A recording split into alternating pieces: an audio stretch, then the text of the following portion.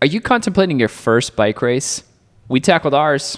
It was a weekend full of circuit, crit, and road race. 2 intense days that were absolutely chaotic and full of strategy and also nerves. Hey, if you're new to racing or just curious about it, this episode's for you.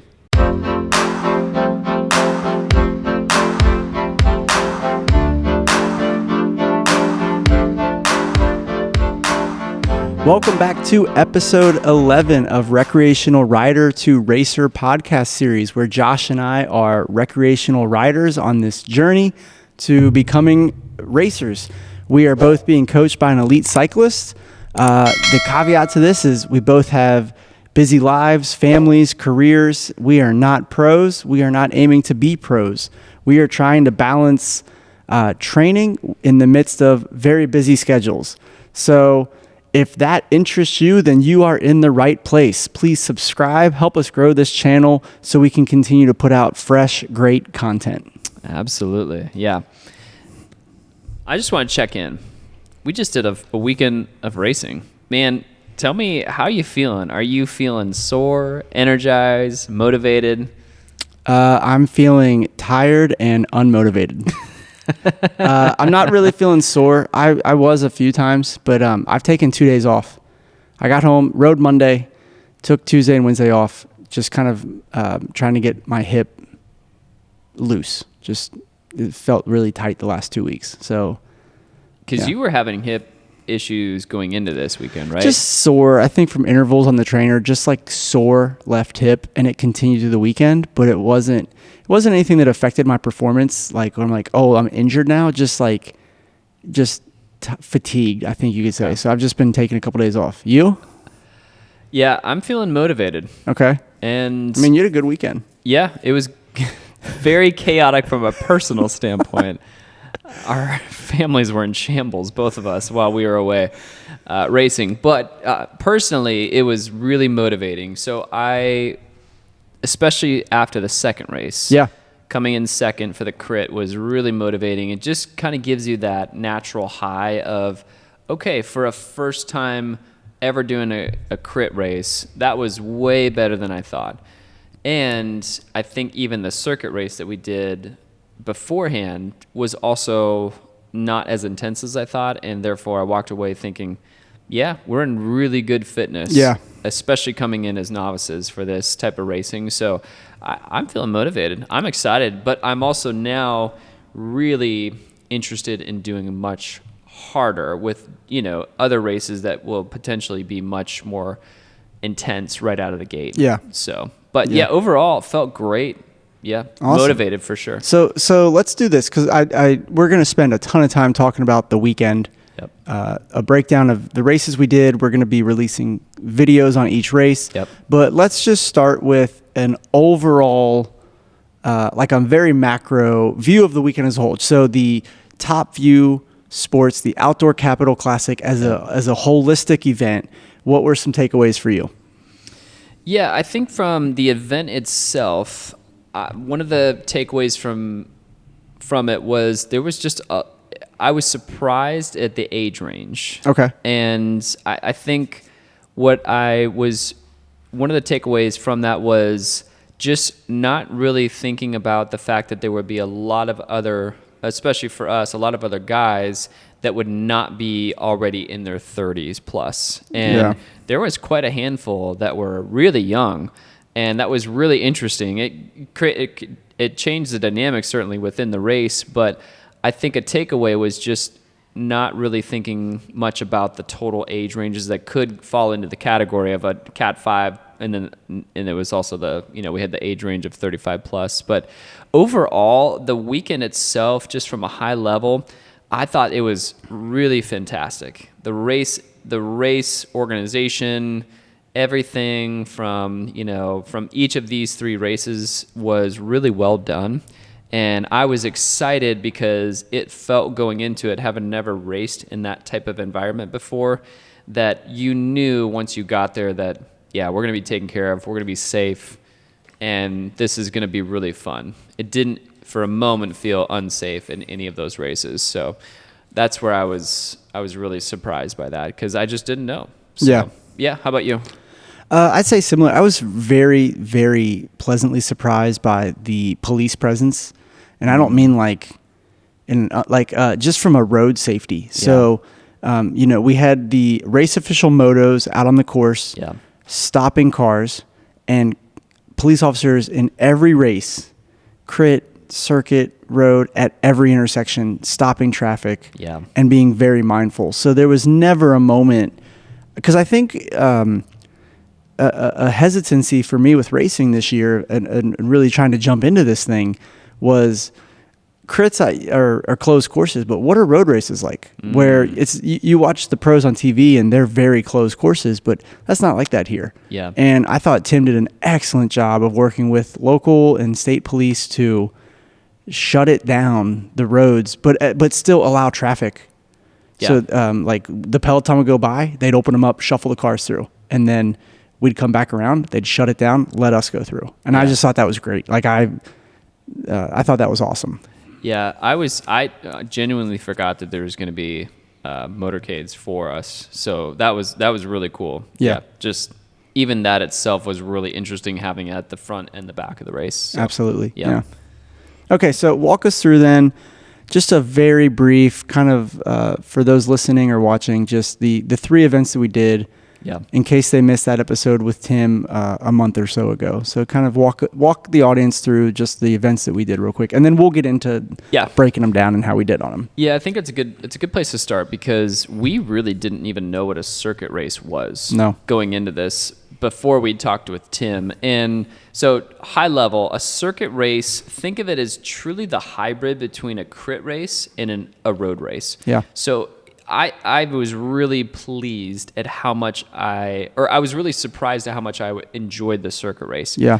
Because going into it, I kind of probably similar to you was thinking this is kind of just a variation of a crit race, but really it did feel like a little bit of a road race. And then it also was only about 4 miles or so from a total lap perspective. So it did kind of feel like in some ways a little bit of a crit too, where it was just the shorter loops where you're not taking these bigger long things, but really just the circuit race, think of it as a hybrid of those two. It's really about your positions. You can do breakaways, but it's also about pacing. We did ours 60 minutes. So it obviously can range depending on the category you're in, but our category for the novice Cat 5 was 60 minutes, very approachable. Then we did the crit race. So criterium, this is your fast, aggressive, all about bike handling too, and your positioning is extremely I was going to say important. positioning as well. And our race was 45 minutes in length. So again, as you categorize down and get stronger, your races will be longer. And then same thing, or road race was our third race, and that was one that I actually didn't personally do. I was on my way home. We'll get into that. I was on my way home to try and take care of my family. Not by the road race time. Not by the road race. So anyways, I missed the road race. But the road race, it was 44 miles for us.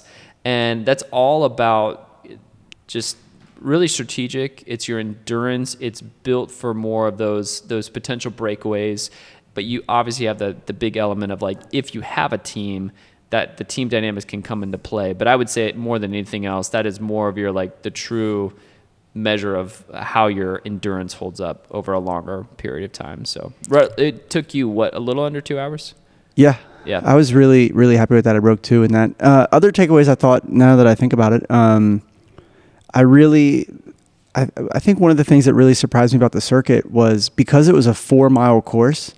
Had this event been closer to home for us, totally something the family could have come to. You're right. Put some lawn chairs on that kind of grass, and we rode by. We passed the same area every 10 minutes. I know. And that would have been so cool to have like kids there, the wives, like that whole scene. Yeah.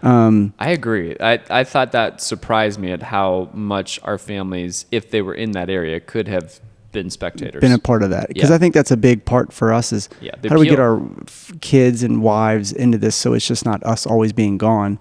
My other takeaway, and this is not a knock at the crit course, more of just kind of confirmed how much I don't enjoy crits in general.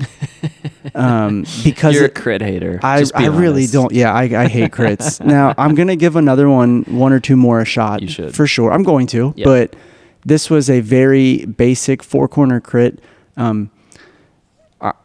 To you, because you've kind of said this, like the corners felt fine. Yeah. To me, they felt really tight and terrifying. So I didn't care for the course, but I don't think it was necessarily a horrible course. I just think I'm such a novice at cornering and crits that I hated it because of that. But nothing about, the corners weren't. I mean, there was one that was downhill into a turn, but it wasn't that was like so fun though. But like if you That got was your so speed good. fine. I mean, I saw one kid wipe out, but it was a kid. Yeah. Do you want to talk about the only thing that kind of concerned you on it?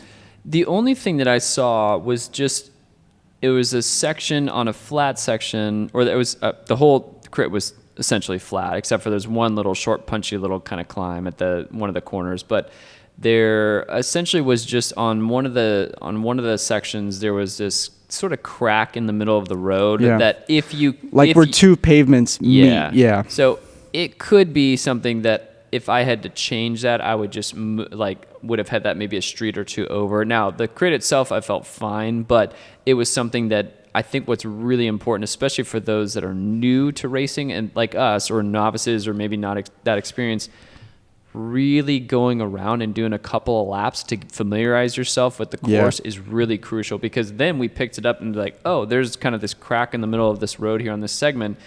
Let's be careful of this, because that could easily be like you can catch your wheel on that and now you're over your bike and you're good and you're taking somebody else out. Yeah, that's correct. That's what makes me nervous about crits is even if I am okay at handling, I don't know everyone else's skill set. True. So during the crit, I was very mindful of that every single time I came around it, and I typically would shy away from that just because even if I was like off somebody's wheel, just for like whatever it was for 20 seconds, it felt fine. I just felt safer. So. I mean, you probably had to be more mindful of it because you were in a pack the whole time, where I was just kind of solo critting. I was there. I showed up. You were a participant. You're a participant. I finished. I should have been pulled multiple times and they left me out there. So whatever. We'll get into it more. We'll get into it. All right. No, it's great. It's great. You're a participant. I showed up. I'm just happy to be here. Yeah. Hey, so we would actually really love to hear from you guys. If you're new to racing, which one of these sounds the most fun to you, or even potentially terrifying? Let us know in the comments. We'd love to hear from you guys. All right, before we get into it, we want to give a huge shout out to Road ID for not only supporting our podcast, but also letting us film right here at their headquarters. If you're a cyclist, runner, or just someone who wants peace of mind while out on the road, Road ID has you covered. Their medical IDs provide crucial info in case of an emergency, and they look great too. Do yourself a favor, check out roadid.com and grab one today. Big thanks to the team at Road ID for their support. We also want to mention that Kentucky Open Road Racing Series is partnering with us to bring you, the listener and viewer, an exclusive deal. Ooh. If you're looking to race in the Kentucky Open Road Racing Series this season, use the code BESPOKE15 at checkout for 15% off your registration. Whether you're a seasoned racer or just getting started, Coors has something for every level cyclist. This year, Coors is teaming up with Cannondale, and one lucky racer will be drawn to win a Cannondale Super 6 Evo 4. Enter all 4 races to quadruple your chances, and come have a blast with us as we rip through the Kentucky countryside. Don't miss out. Sign up today and save. Head over to KentuckyORRS.com and use the code BESPOKE15 at checkout. That's BESPOKE15. Ooh, something else exciting about Coors is Coors 4 this year is going to be the Kentucky State Championships. So let's go, baby. Come down, try to win your category, get your kit for next season, showing that you are the Kentucky State champ. Oh, let's go. So heck yeah, that one's going to be August 2nd. But Gary said BESPOKE15 promo code works for all of them. So I love it. That's awesome. Come on down and race with us. It'll be a blast. I can't wait. Like, I'm really excited now. Yeah. I'm unmotivated right now, but I'm very much looking forward to Coors. Okay. So I want to get into just starting with the idea of the experience of how these races felt for you. So high level, I would love to just hear from you. Did you have, take for example, nerves? Did you have pre-race nerves going into, the circuit race, which was first for us? Did you have that going into that, or the crit, or the road race? I was really surprised. I didn't. I thought I would. When I was a runner, I got so nervous, but I think I felt really relaxed going in, and that kind of made me excited. I think having like you there to hang out with at the starting line, keep my mind busy on everything happening with just getting the cameras working, the racing, but it kind of kept me distracted until it was go time. So that was really helpful. The biggest complaint was it was just cold, like that freaking. Both the road and the circuit were like 40-degree starts. Yeah, and those like warming up a lot as the race goes on. Yeah. So, but no, were you like? If I'm honest, I was nervous going into the weekend, thinking about the potential for me to wreck my bike or go down in front of somebody else where I ruin their race and, mess up everything else, from the Peloton perspective. I think I was just nervous about that because I really didn't know, especially for cornering, more than anything the crit. I don't think I was nervous mostly for like the open road race, but for the crit, because it's those tight corners, it's more, it is a lot about your bike handling, is the idea that if I really just don't want to wreck, and so I was pretty nervous about it, to be honest. But then after our circuit race, I felt really comfortable. And then I would say immediately within the first minute or so within the crit, especially after the first lap that we started, I felt, no, I feel great. This is going to be really good. So, and then especially when we got into our circuit race, it was the same feeling too. We were just like, okay, didn't start out as hot as we thought it was going to. Yeah. But that's okay. Just to hold a wheel, settle in, and also just enjoy it. So, but I think from the experience, it was much different than we anticipated. But let me ask you this. Now, from a race dynamics, like, how did you feel from some of these races? For all of them, or which ones? Do you want to go in order, maybe? Yeah. Okay. Yeah. So the circuit race. Yeah. I was, I think we were over prepared.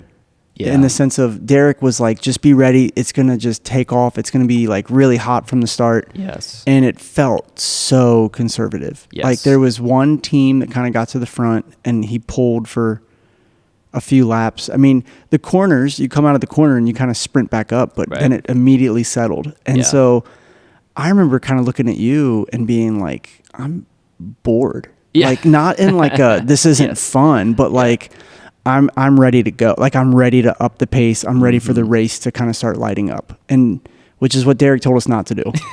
I did it anyway. And you did it anyways. Yeah. You almost like okay. Just for the listener here. Yeah. We were told from our coach, be the most efficient rider out there, which means don't get in the front at all. Don't get in the front. Now I'm curious, Greg. Did you find yourself at the front during the first race? Yes. Like 30 minutes in. So I got to a point where I was like, okay, this is repetitive and something needs to change. So I made a big dig on the little climb just up to the front and tried to put in just to try to stretch the Peloton a little bit and try to make it a little bit more exciting. Right. And then so I did my time at the front. I think I was up there for like a mile or two. And then I started kind of drifting to the back, and you get next to me and go, "What did you say to me? Do you remember?" Well, I told you, Derek's not gonna like this. And then I was like, "Don't tell him what just happened." We have it all on camera, though. That's the thing. It's like he's gonna see it. Yeah. So. Yeah. Well, okay, I understand that. But did it go through your head at all in terms of the idea of still trying to be efficient? Or were you just at that point saying, nah, screw it. I just really want to light this thing up. I'm tired of it being more like just a group ride. A little bit of both. I think I just felt so good. Like I was surprised how good I felt. And I knew in the playbook that I was going to try to take the crit a lot easier. Yeah. I didn't plan on aggressively attacking the crit. So I was like, that's going to be more of a recovery race, even though it's still a race. Right. No, lap 3 is when I put an attack in, and then it kind of settled. And then I know on the last lap, I remember I made a push for the front, and you went with me. Yep. Actually, you brought the whole peloton to me. Like, we looked at the footage. I did it a couple times. Yeah, every time I went, I'd turn the camera around in the post race footage and look at it, and you'd be right on my wheel, and you see all these shadows just following you. I'm like, Josh, what are you doing? Well, the thing is I know how good of a climber you are, and I knew that if you're gonna try and light it up, that you're gonna do that. So, and I correctly assume that you are one of the strongest climbers, even in the mix of however many guys we had out there, 30, 40, where I know that if you're going to go, then, hey, I better be on your wheel, but I'm also being efficient, just like Derek wanted me to. It wasn't that I wasn't doing the hard work. I didn't go into it thinking I'm the strongest climber. It was more of like the climbing speeds feel slow. Correct. So I just wanted to go faster. And so you're also used to a much steeper grader. Yes, and longer gradient. Correct. So, so I would just kind of put an effort in, but it wasn't like I'm in the red or I'm trying to take a KOM or anything. It was just, okay, now I've carried through to the front. Well, let's just kind of stretch this out and see how far away I can get if they let me go or if they just stay on my wheel. Yeah. So I wasn't trying to absolutely put a Tade dig in and just take off. It was more of like, I'm feeling good. Like, let's just kind of see what happens here. Yeah, that makes sense. Yeah, I think my race with the criterium it definitely, I agree. It felt very much like a very chill group ride for the first 2 laps. And I didn't care for that because I was really ready to go out. The criterium or the circuit? I would say the circuit. I'm sorry. So the circuit race that we did, I agree with you. The first 2 laps, very boring in the sense that we were over prepared in a good way, but we were expecting it to be like, hey, right out of the gate, man, this is going to just be absolute like chaos. So be prepared. You're going to go above your threshold, stick with it type of thing. You'll hang in, then it'll settle down. It wasn't that way. So like you were saying on the 3rd lap, I felt like the overall experience for me, the biggest thing that I was thinking about that whole race was just stick on somebody else's wheel. And I started marking guys just to be, I actually found the guy who won last year. And so I knew, I recognized him from Strava, and I was like, oh, okay, this guy's going to be in the mix. So I need to mark him. And I was just thinking about that, but I was also the whole race just trying to be the most efficient rider out there in terms of never getting caught up and being like, oh, I'm going to go chase this guy, or I need to go do this. I closed down a couple of gaps, but mostly me. Yes, but again, my mindset was like, well, I can hang because these aren't crazy climbs, So I think that was part of my just mindset. But overall, very efficient, and I would say I achieved that because it was a bunch sprint at the end, and so both you and I were just right there. But I just went off too soon, and then ended up getting passed by other people. But yeah, how about the crit for you? Walk me through your crit experience. My crit lasted about 3 minutes. Yeah. Like we went back and looked at the footage, and it's there I am, and there everybody goes. So, okay. Yeah. So my strategy for the crit. What happened? Yeah. So I told Derek from the get-go, I'm going to hang in the back and just conserve, and I have zero intention of making any moves because I get nervous in cornering. Yeah. And I think Derek kind of does too, so he was like kind of empathetic to that. He said, that's fine. Now, the problem was the first corner, I lost everybody. so like the course was like one corner and then like 50 yards later, the next corner. Yeah, it's quick. And both were kind of narrow for me at least. And so, there was just watching them. Were you thinking about that during the pre-race, during our warm-up laps? No, No, I was just kind of watching how other people would take corners and just try to practice. The other thing that made me nervous was there were some young riders. Yeah. And I could tell out of the gate when the whole peloton is to the left and then taking the apex and they're sitting on the right and just kind of popping in. I'm like, I know I'm not a good handler, but I was like, okay, if I'm on a level of I don't know what I'm doing, they're on a level of they have no idea where they are right now. And so like one of those kids wiped out in corner 3, Right. and I was like, I don't want to be around this team because Yeah. I can tell they're super new. Yeah.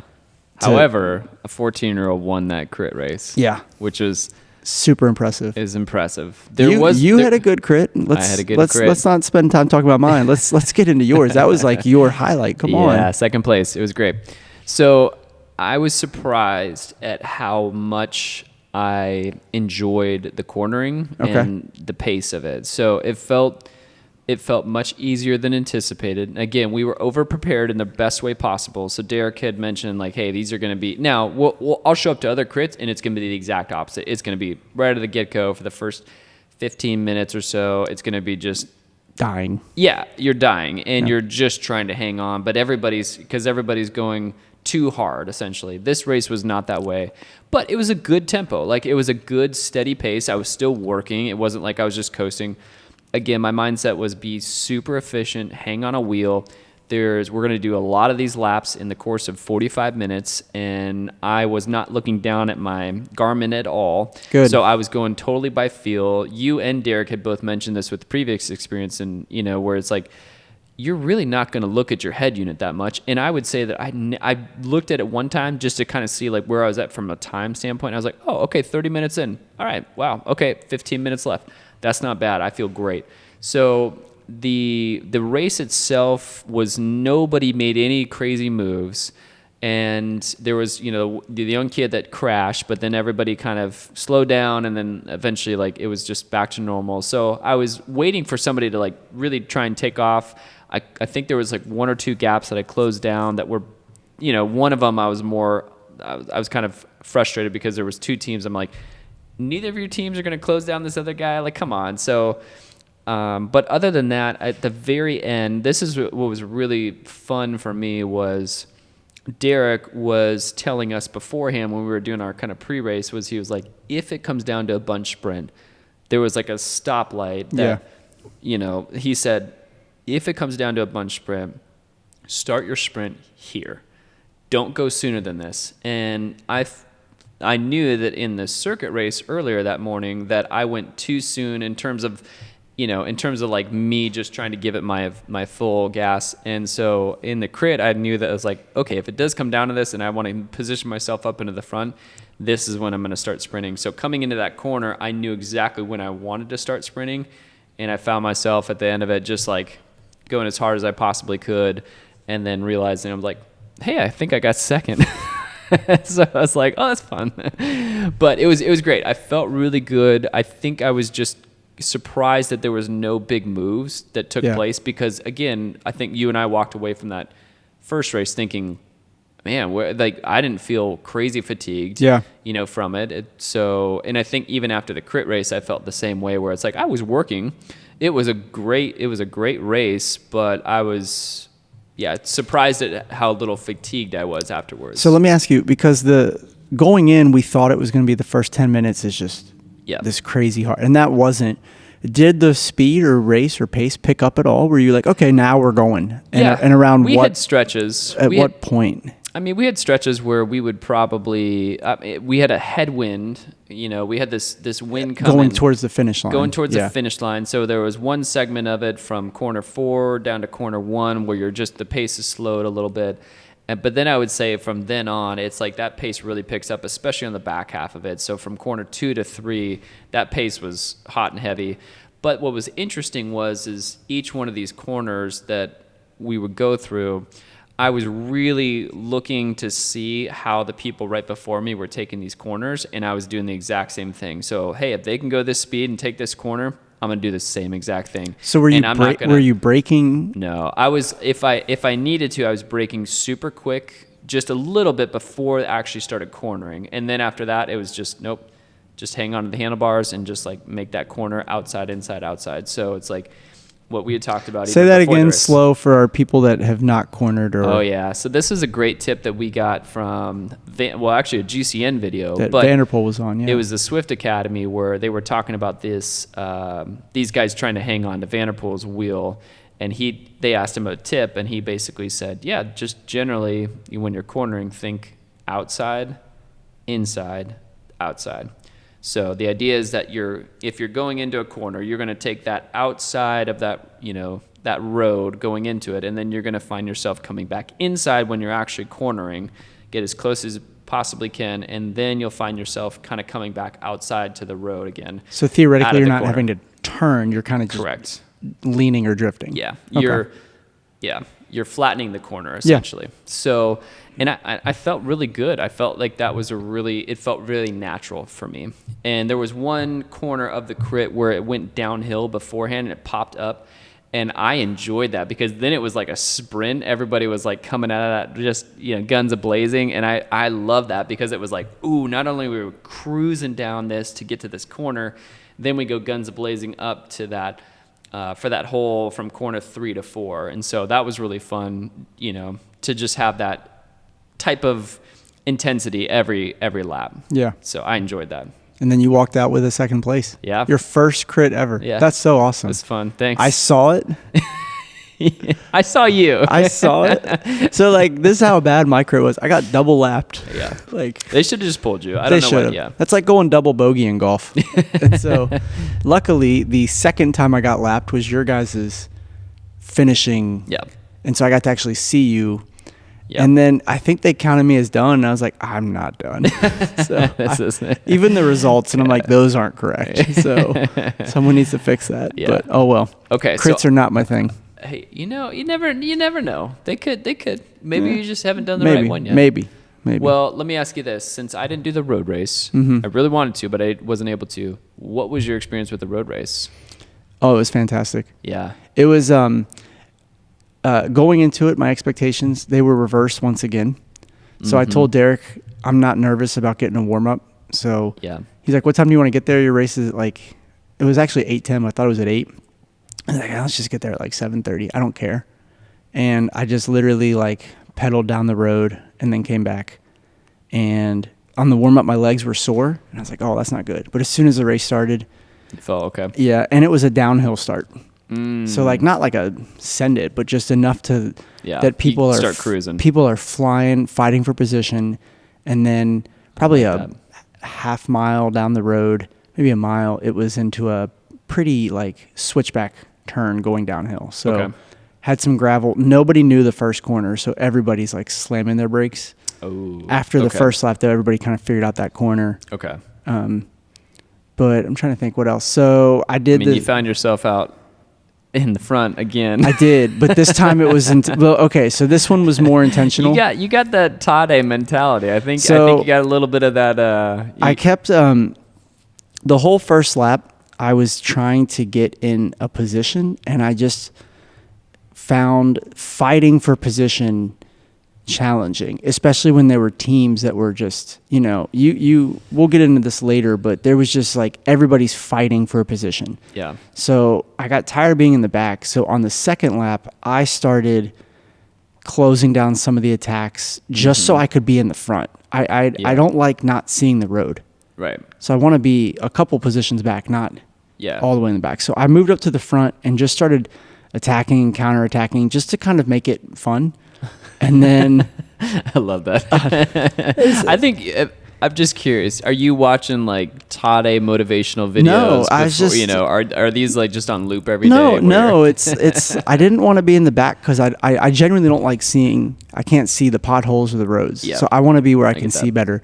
And if something were to happen, I want to be a part of it. I didn't want to miss some breakaway and be stuck riding behind the kids again. Yeah. And so lap 3, we got to the climb, and I'd been attacking, counterattacking, and just kind of near the front. So lap 3, we got to the climb, and I didn't do a KOM effort, but I went hard up it, and one kid was on my wheel, and then I could kind of see the shadows starting to drift back. Mm-hmm. So I'm trying to gauge where they're at.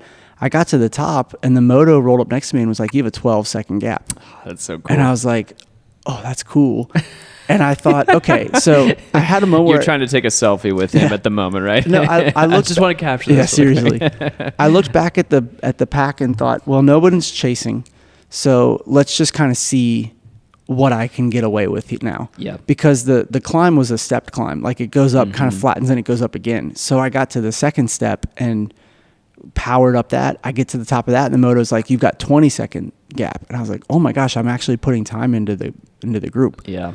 And then when we got to the third or the second like noticeable climb on the map, I got up that, and he was like, you have a 30-second lead. And I was like, holy cow. So at that point, I just kept thinking, anytime there's a bump in the road that goes up, I'm going to stand up and put power down and just trying to do just everything, create a little bit more, everything I could to stay away. And then he came up again, and it was like, I think 12 or 20 seconds. I was like, oh crap, it's going down.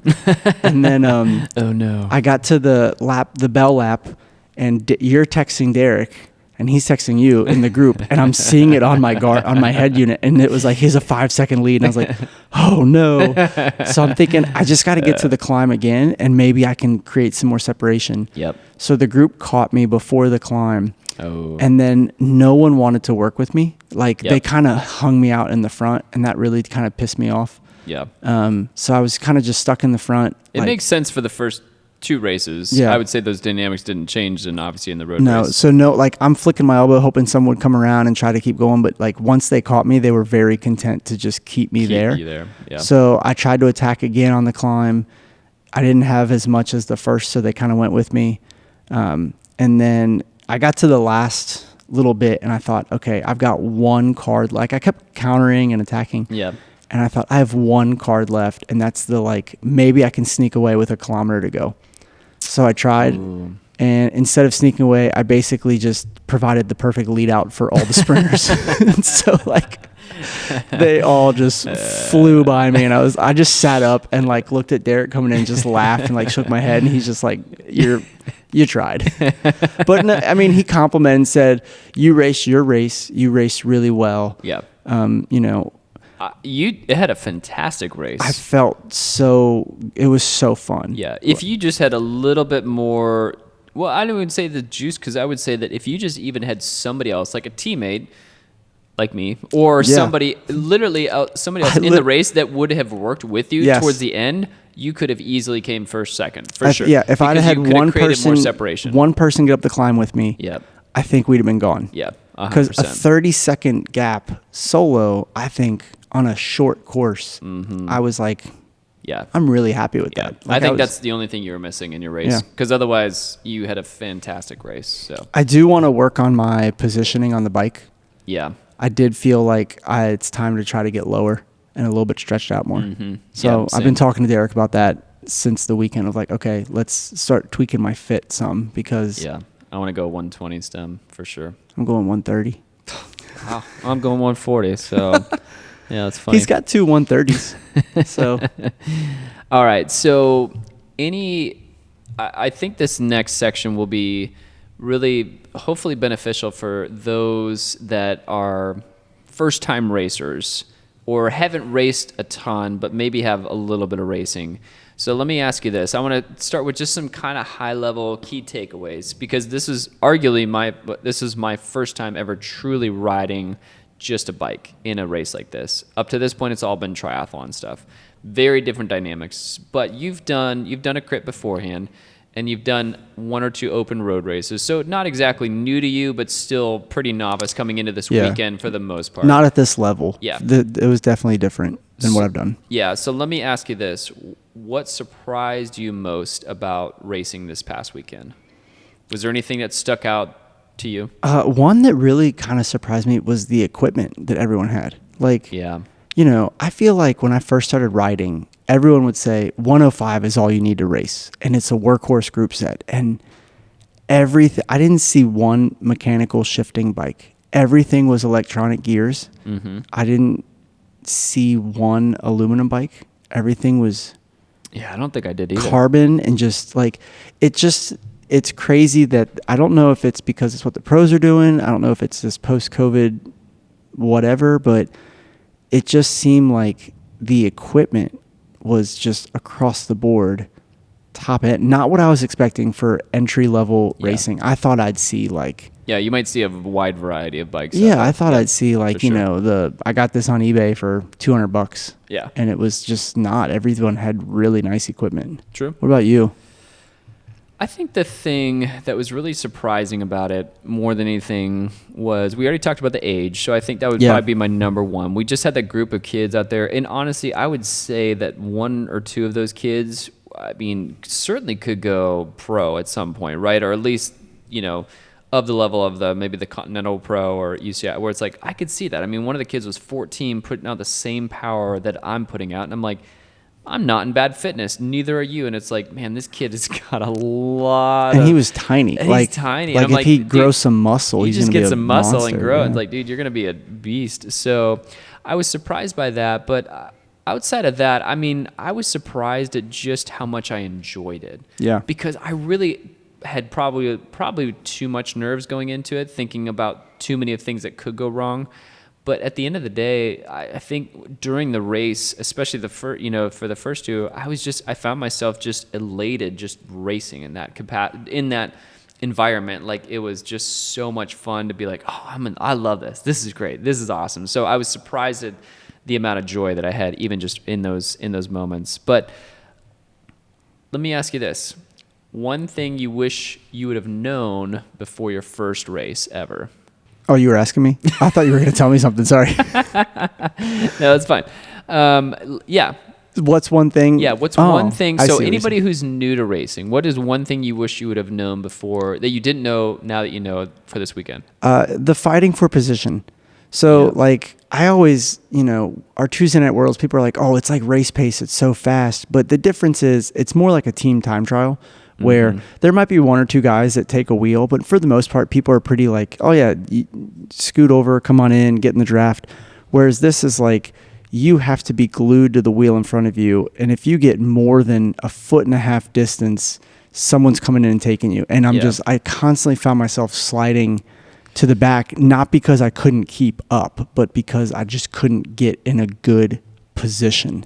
So this is interesting because I was watching the footage when we were doing some editing of it, and I was thinking about this for you.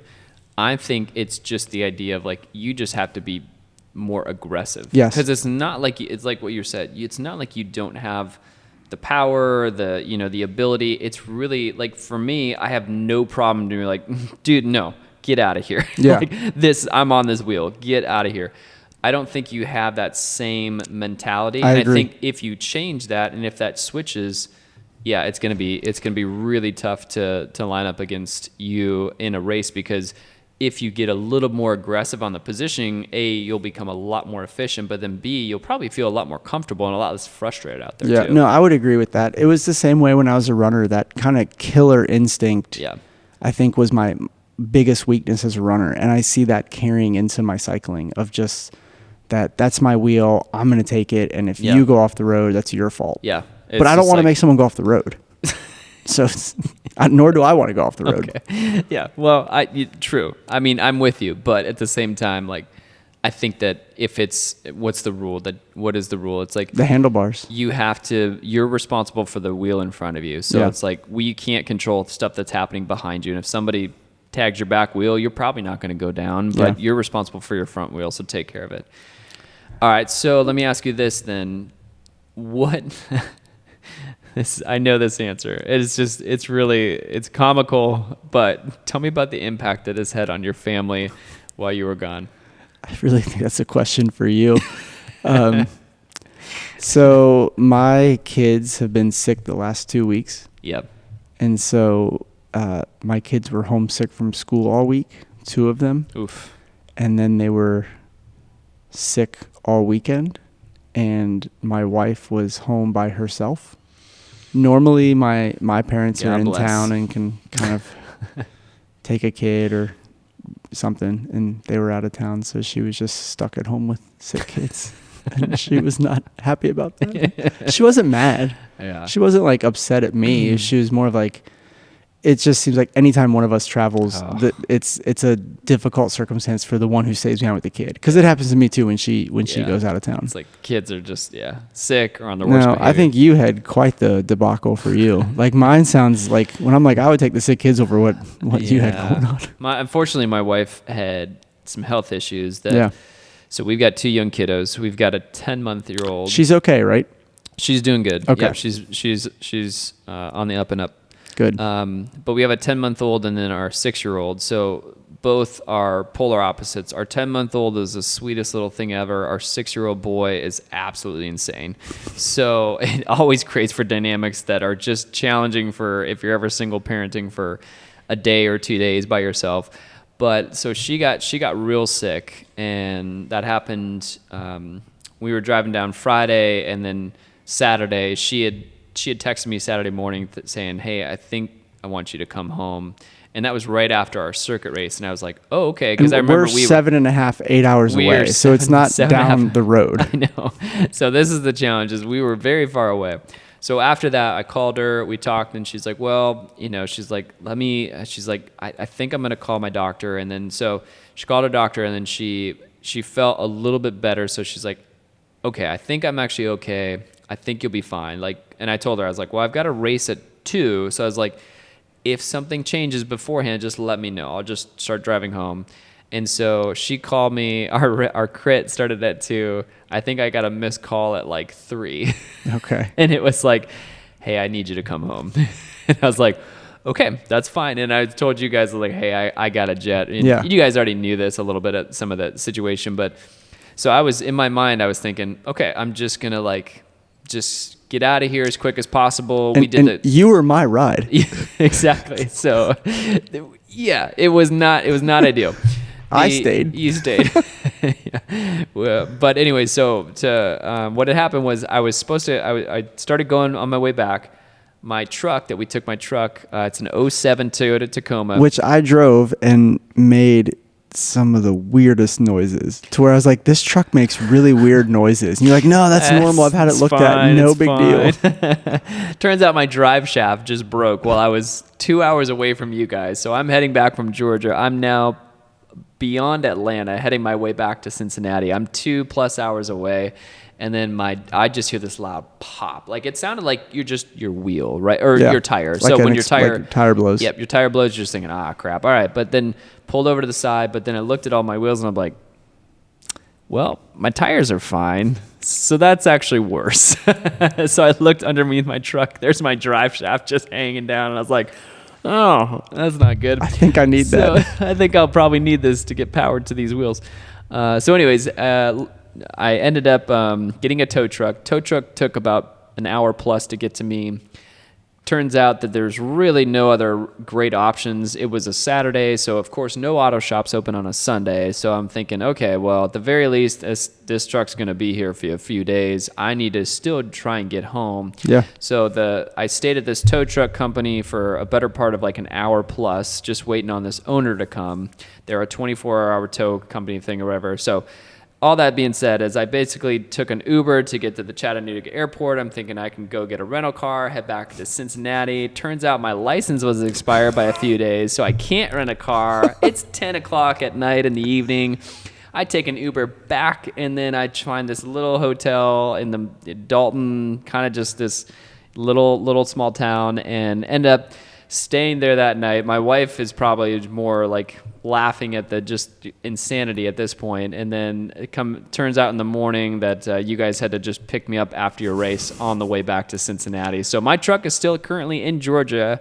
I'm waiting to hear back. I have to go fly out probably later this week to go down and pick it up and bring it back. So I think I don't want to use the word funny, because the whole situation is not funny, but like it's insane. There was a part where we're like, you can't write this crap. Like if this was a movie or a sitcom, you can't write this crap. Yeah. So your mood all morning was drastically changing. Yeah. At one point you're like, that was so fun. Then you're like, I'm leaving in 10 minutes. Yeah. And then you're like, I'm not leaving anymore. And then you're back to, and then you're like, I won, or I got second. Then you're like, I got to go now. I got to go. So then we're like, do we come get you? Do we bring you back? Do we just, what do you want us to, like, we're going to drop everything to come find you. Yeah. Because you're stranded somewhere. Yeah. And you're like, no, just go race. And so then we get up the next morning and it's like, you guys got to come find me. Like, where is he? Where are you, man? Yeah. I think the funniest, I have footage of us finding you. It was like, we found Josh. Yeah. I think we got Josh. He's back. Reunited. Funniest, very quick little last story of this is that like we have some good friends, and one of them, they offered to take Hayden to church because Catherine's still at home with Harmony, and so one of them offered to take Hayden to church with them, and then one of them was like, he's like, wow, he really doesn't stop talking. Like from the time that we picked him up until the time that we dropped him off, he's like, there's no off button with this guy. It's like, welcome to our lives, So it was funny, but no, grateful for friends, grateful for you guys, but yeah, absolutely insane. But yeah. All right. So quick topics real quick. You raced in a Gillet. Yes. How'd that go? It's great. Thanks for letting me borrow it. Yeah. Didn't own one. Now I want one. Now you want one. It's the most underrated piece of kit for the 40 to 55 degree weather. I'm convinced. When you were talking about this the other day, I didn't fully believe you, but now I'm convinced. I'm a changed man. I want a Gillet. Those things are nice. And they're that so, 40 degrees, I was like, this thing's awesome. Super packable. Yeah. Put it on instantly. You can feel the body heat staying in. Yeah. Very versatile with, arm sleeves, no sleeves. Yeah. They're great. Yeah. I definitely am a changed man after that for sure. So yeah, I almost didn't give it back, but I guess it probably should have. So we'll see. Maybe I'll give it to you. We'll see. Yeah, that's right. Maybe. All right. Well, hey, that's all the time that we have. So if you like this, please share this with a friend who's thinking about racing, or if you're new to racing. And if you've ever done racing before, we'd love to hear your experience, whether you're new to it or, maybe just one thing that really caught you off guard, maybe the first time you ever raced. We'd love to hear your experience. Drop them in the comments below, and we will see you guys soon. See ya.